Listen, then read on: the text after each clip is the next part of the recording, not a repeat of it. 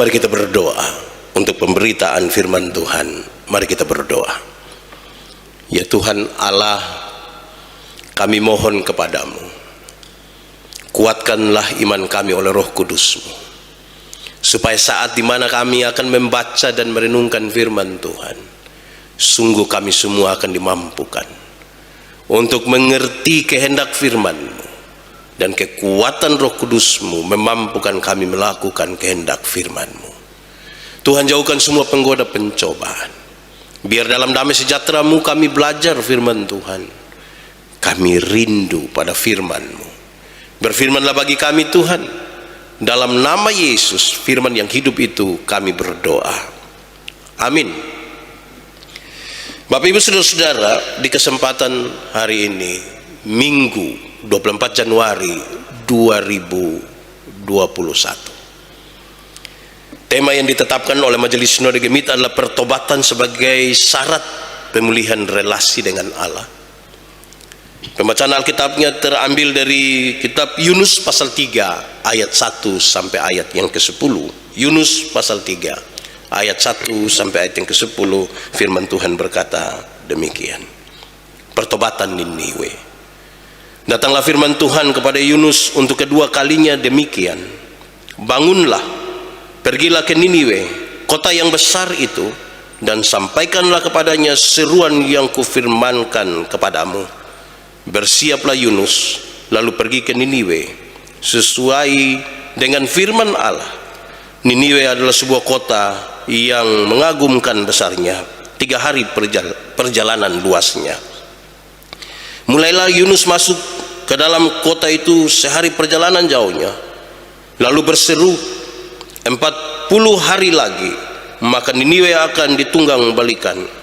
Orang Niniwe percaya kepada Allah, lalu mereka mengumumkan puasa, dan mereka, baik orang dewasa maupun anak-anak, mengenakan kain kabung.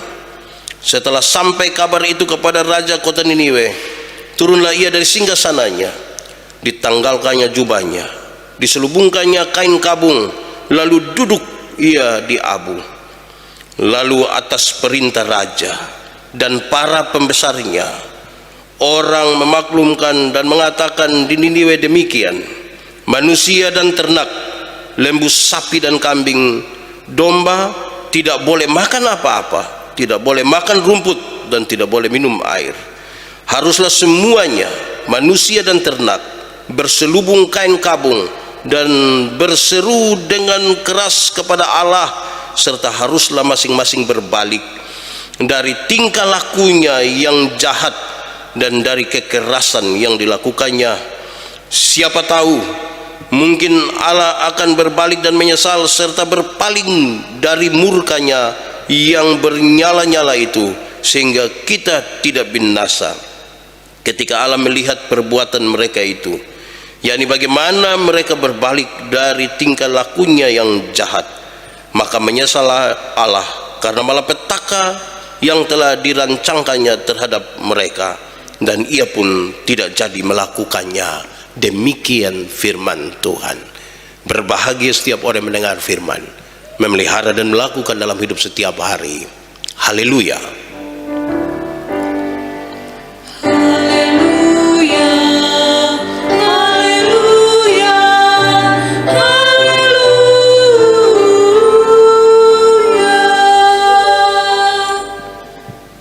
Bapak Ibu Saudara-saudara, shalom.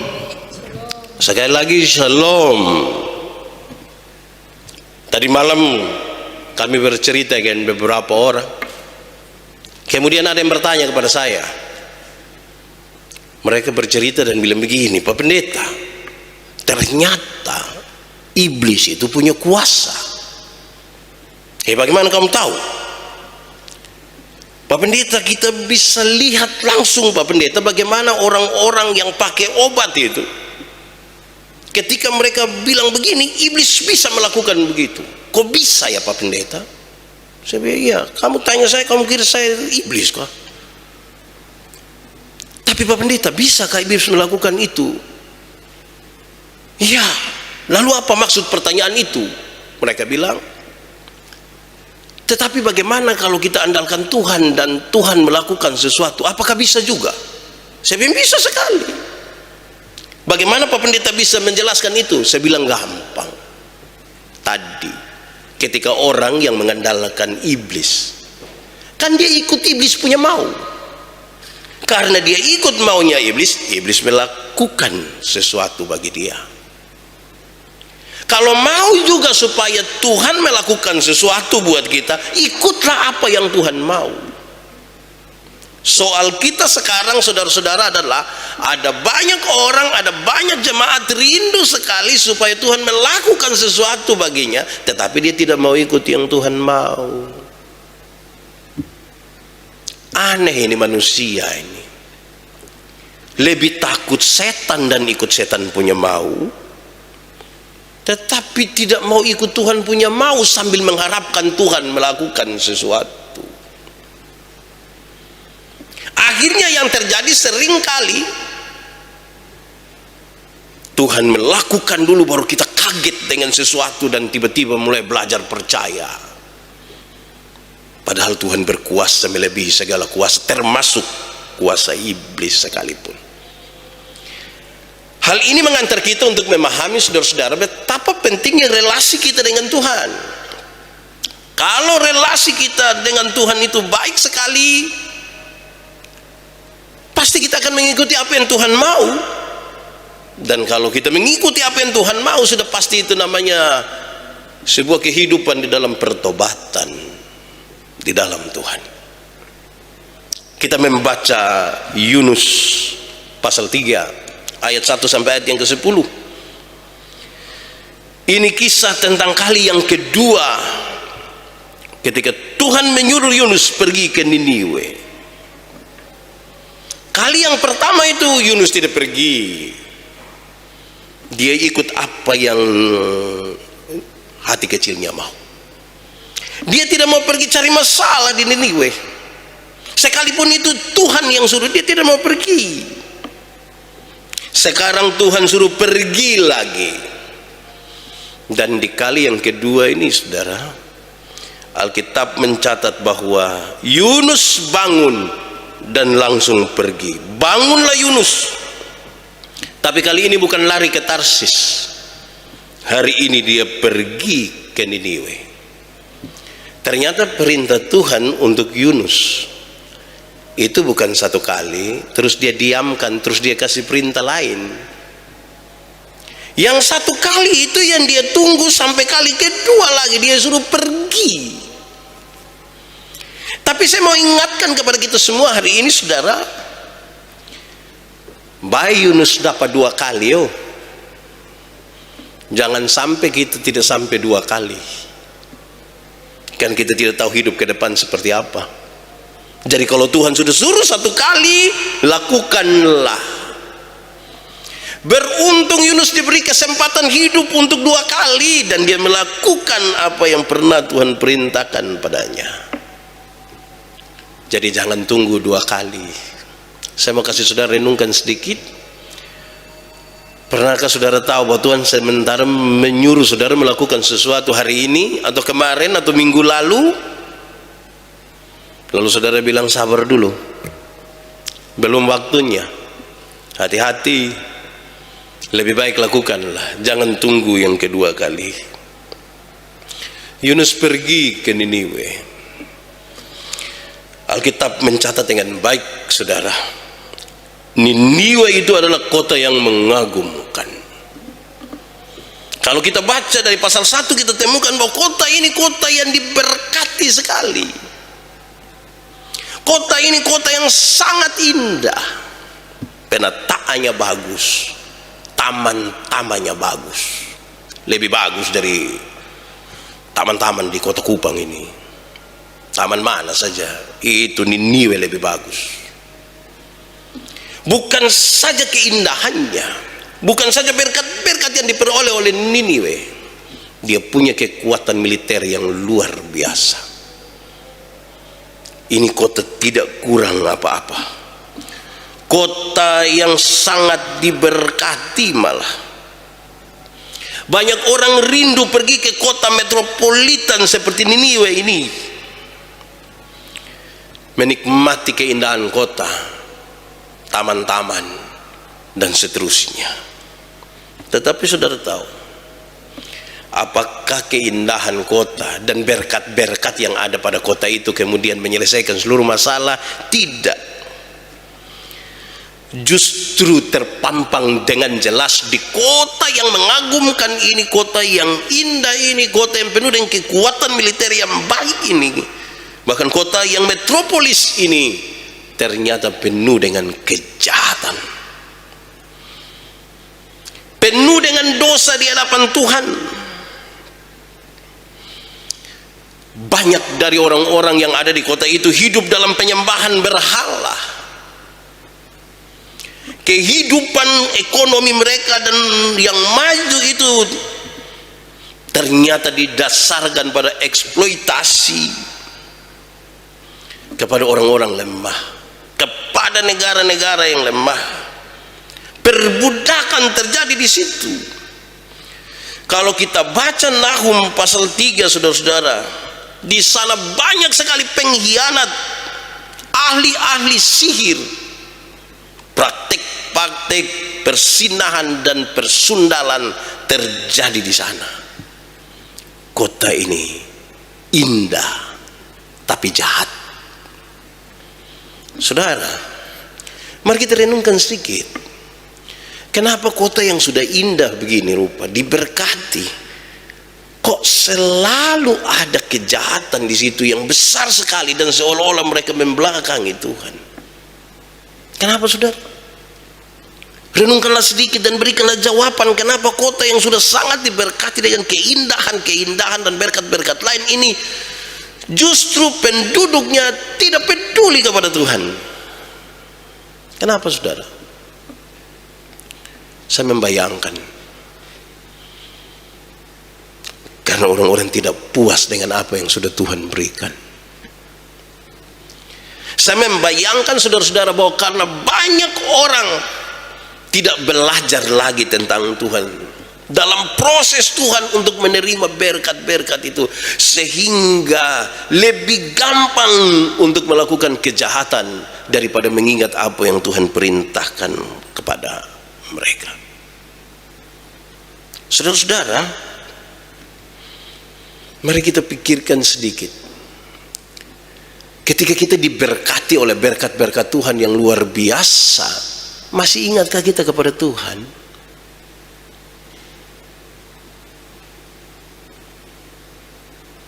Ketika kota kita diberkati sekali oleh Tuhan, masih ingatkah kita kepada Tuhan? Atau justru masing-masing memuaskan keinginan-keinginan hidupnya sendiri, tidak peduli dengan orang lain, bahkan tidak peduli dengan Tuhan? Datanglah Yunus. Di tengah-tengah kota itu dia berseru, 40 hari lagi kota ini akan ditunggang balikan. 40 hari lagi kota ini akan dihancurkan. Mendengar ini, ketakutanlah orang-orang Niniwe. Mereka akan hancur. Keindahan kota akan hancur. Kemegahan orang-orang Niniwe akan hancur semuanya. Bahkan apa yang paling mereka banggakan sekalipun tidak akan ada nilai sama sekali ketika 40 hari lagi Tuhan akan menghancurkan kota itu. Saudara, sampai di sini saya membayangkan, saudara, bahwa kuasa Tuhan terlalu dahsyat. Terlalu kecil bagi Tuhan untuk menghancurkan sebuah kota yang mengagumkan itu. Terlalu kecil. Terlalu gampang sekali bagi Tuhan untuk menghancurkan kekuatan manusia dan kekuatan ekonomi. Terlalu kecil. Terlalu gampang sekali bagi Tuhan untuk menjungkir balikan dan mentunggang balikan segala sesuatu yang dibangun oleh manusia, kalau itu ternyata dibangun di luar Tuhan. Terlalu gampang bagi Tuhan. Tapi mari lihat kisah selanjutnya, saudara. Kisah ini mengatakan bahwa ketika mendengar itu, orang-orang Niniwe berbalik dari dosa mereka. Mereka menyesal akan kekerasan dan kejahatan yang mereka buat, yang tadi disebutkan terdahulu. Berbagai-bagai persundalan, sihir, eksploitasi manusia. Mereka bertobat di situ. Bahkan raja pun menyadari bahwa dia tidak mampu menyelesaikan masalah besar ini kalau bukan Tuhan yang menyelesaikannya. Raja pun tidak akan melakukan apa-apa, tidak akan merubah apa-apa kalau Tuhan sudah melakukan sesuatu. Saudara lihat pembacaan tadi.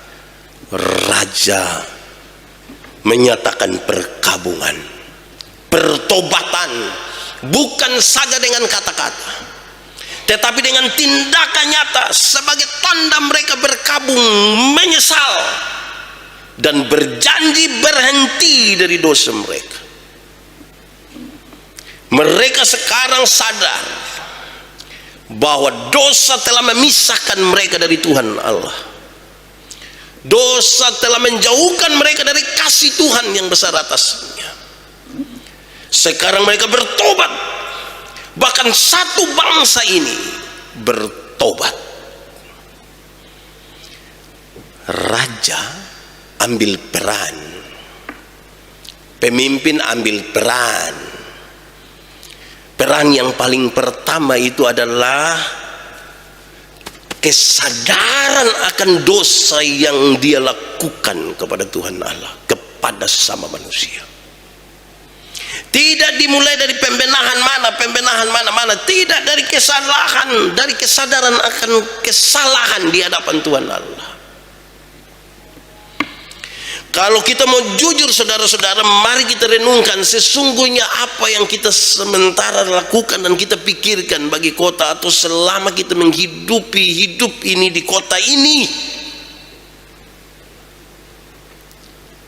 Jujurkah kita bahwa kita melakukan itu sesuai dengan apa yang Tuhan mau? Atau justru kita tidak beda dengan Niniwe? Ini seruan yang baik. Kalau kita mulai dari teks ini, hai para pemimpin, mulailah pertobatan. Pemimpin apa saja? Pemimpin pemerintahan, pemimpin gereja, pemimpin apapun, bertobatlah dan balik pada Bapa. Bawa orang-orang yang bisa engkau pengaruhi itu, biarlah Roh Kudus bekerja atasnya supaya relasi kita dengan Tuhan ini kembali. Saudara tahu, mereka sungguh-sungguh menyatakan kepasrahan mereka. Kepasrahan yang mana? Mereka sangat-sangat pasrah ketika mereka melakukan. Mereka bilang begini, siapa tahu kalau Tuhan kemudian tidak menghukum kita. Dalam bahasa lain saya ingin katakan bahwa setelah mereka bertobat, sekalipun mereka bilang, jadilah kepada kami seperti apa yang Tuhan mau. Kalau memang Tuhan mau menghukum, jadilah. Tetapi Tuhan membatalkan hukuman itu atas mereka. Saudara-saudara, bagaimana hal itu berlangsung begitu cepat sekali. Memang kalau Roh Kudus bekerja, nah begitu sudah. Apalagi kalau para pemimpin itu menyadari bahwa Roh Kudus ada di dalamnya, memberi hidupnya, membuka dirinya supaya didengar.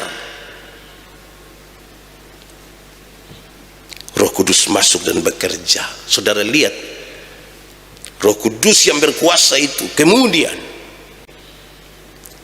melalui raja, dia katakan kepada seluruh rakyat, bahkan kepada hewan, tidak boleh makan sama sekali. Ini pertobatan massal ini.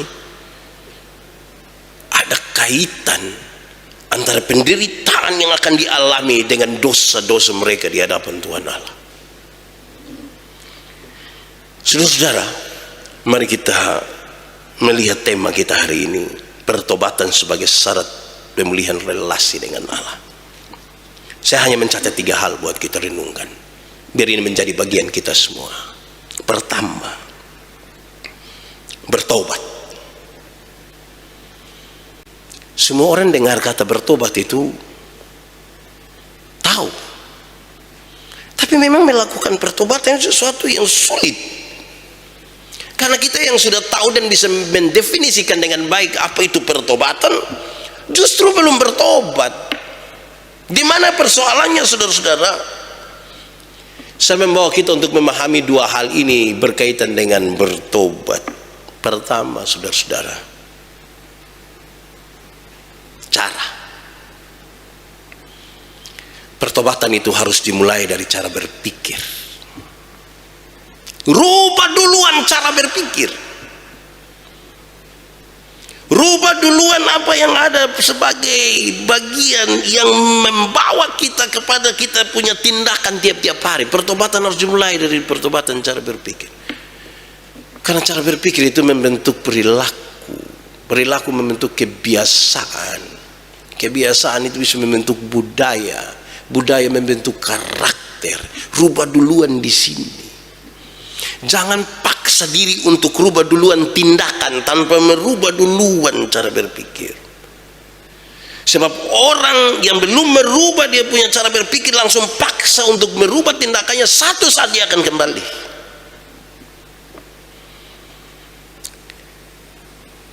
Bukalah pikiran ini, biar Roh Kudus menuntun kita. Bertobatlah dari cara berpikir yang salah. Bertobatlah dari cara menikmati berbagai-bagai karunia yang Tuhan sudah berikan buat kita. Keindahan-keindahan, segala sesuatu, kekayaan, relasi dan lain-lain. Bertobat sudah dengan cara berpikir yang salah tentang semua itu, supaya relasi dengan Tuhan Allah itu dibangun kembali. Kedua, saudara-saudara, tentang pertobatan. Pertobatan ini terjadi kalau orang memahami dengan baik karunia Allah yang diterima. Wah, kita melewati Natal, kita tahu persis bagaimana Tuhan mau menjadi manusia sama dengan kita. Untuk apa? Untuk menebus dan menyelamatkan kita dengan cuma-cuma. Dan siapa yang menyambut karunia Allah yang cuma-cuma, berbalik kepada Tuhan Allah, kan dia sadar dia bukan siapa-siapa di hadapan Tuhan Allah, tetapi Tuhan mau datang mengangkat dan menebus. 2 hal ini menolong saya dan saudara untuk memahami pertobatan itu. Saya rindu saudara buka hati, menyambut kembali karunia yang Tuhan berikan, karunia keselamatan yang Tuhan berikan. Jangan hanya tertuju pada semua persoalan material yang akan berakhir dan selesai di dunia, tapi keselamatan yang Tuhan berikan buat kita, taruh perhatian di situ. Hal kedua, saudara-saudara,